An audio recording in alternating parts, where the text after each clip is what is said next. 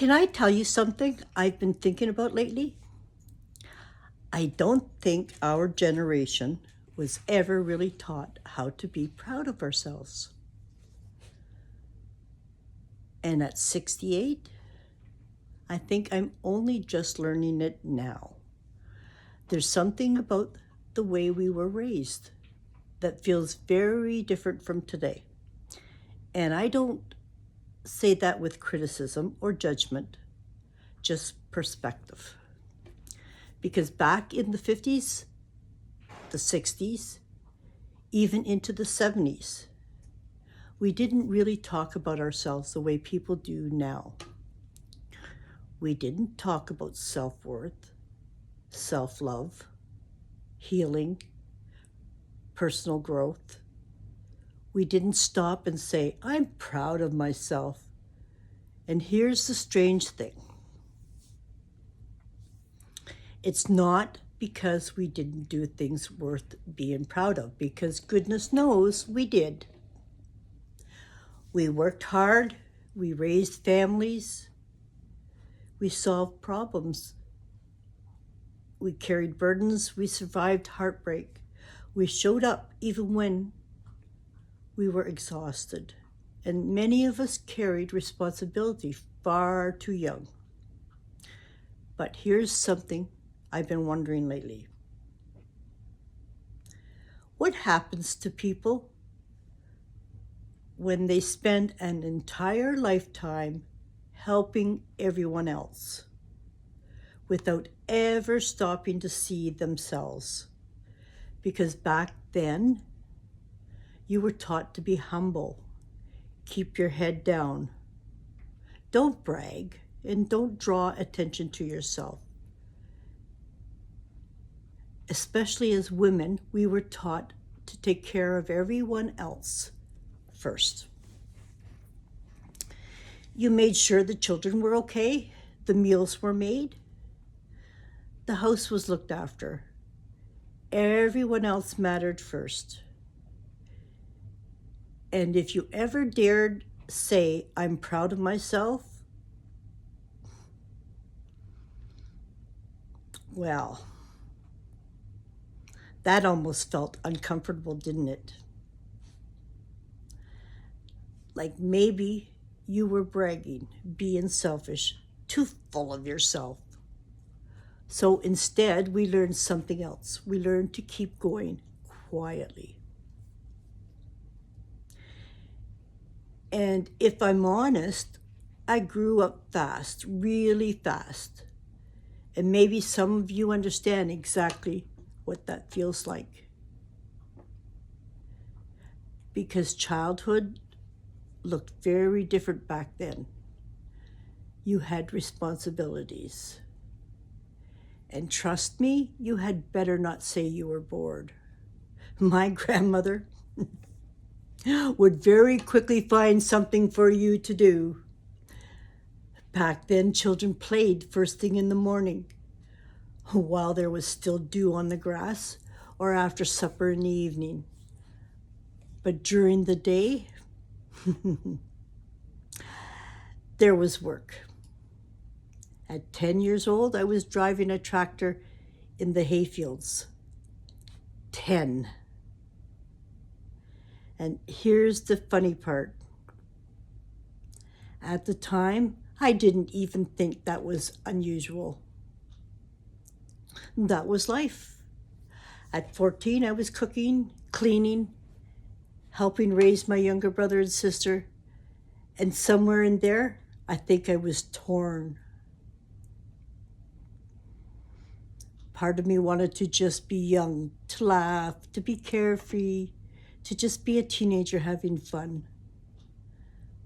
But another part of me had already grown up. And when you grow up fast, you learn things early.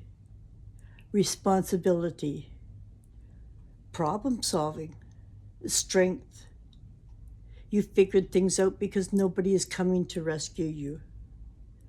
You adapt, you survive, and maybe that made us resilient. But I think it also cost us something.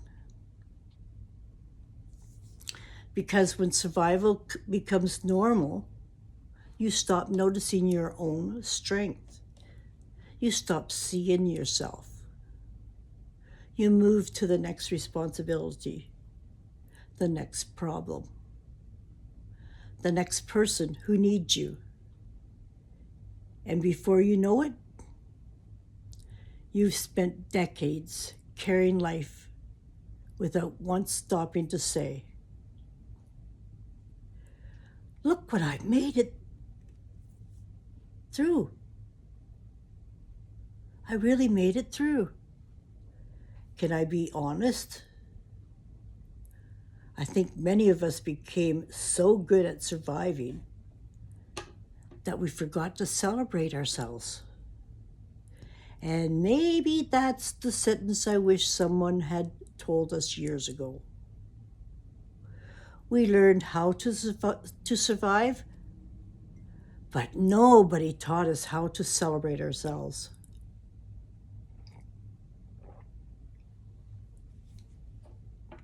Because isn't that true? We survived. But celebration, acknowledging ourselves, that part got lost somewhere. And if I'm really honest, there were times in my life, many times, where I didn't feel strong at all. I felt unsure, overwhelmed, and not just a little lost, totally lost. Life tested me. Like I know life has tested many of you, and yet somehow we keep going, didn't we? Even when nobody saw it, even when nobody said, you're doing amazing. You've been carrying so much. I'm proud of you. We just kept going.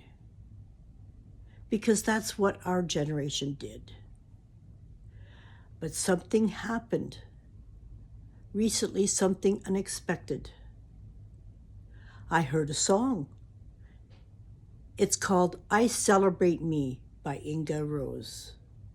And have you ever heard something and felt like somebody reached into your soul and somehow understood a part of you? You didn't even understand yourself. Because something inside me just stopped. And for a moment, I realized something that surprised me. I think I've lived that song. And then not long after, a dear friend of mine, someone who has known me for years, said something to me. Something that stayed. She looked at me and said, I always admired your strength and your ability to keep going. And I can't explain it, but something shifted inside me. Because all my life, I had seen the struggle, the mistakes, the hard lessons, the heartbreak, the fear, the responsibility. But strength, I never really stopped long enough to see it.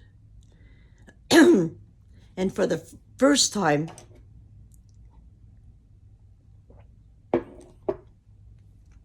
I felt something unexpected. I felt proud of myself. And can I tell you something? That feeling felt unfamiliar. Because we weren't raised for that.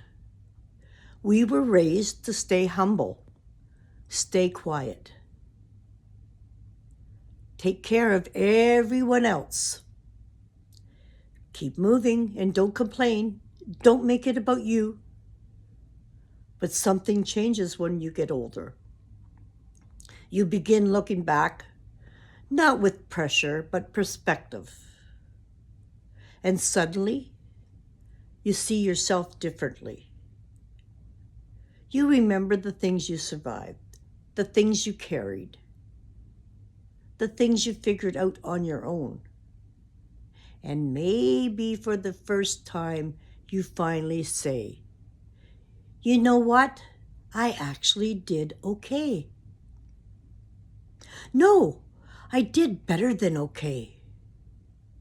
I'm proud of me.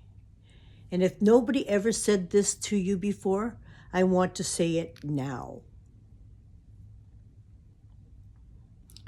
If you survived hard things, if you carried responsibilities too young, if you stayed strong when nobody noticed, and if you raised children, worked hard, started over, held yourself together when life felt impossible, then you have something to celebrate too. You may not have been raised to say it, but maybe it's time, not loudly, not for attention, not because you think you're better than anyone else, but quietly.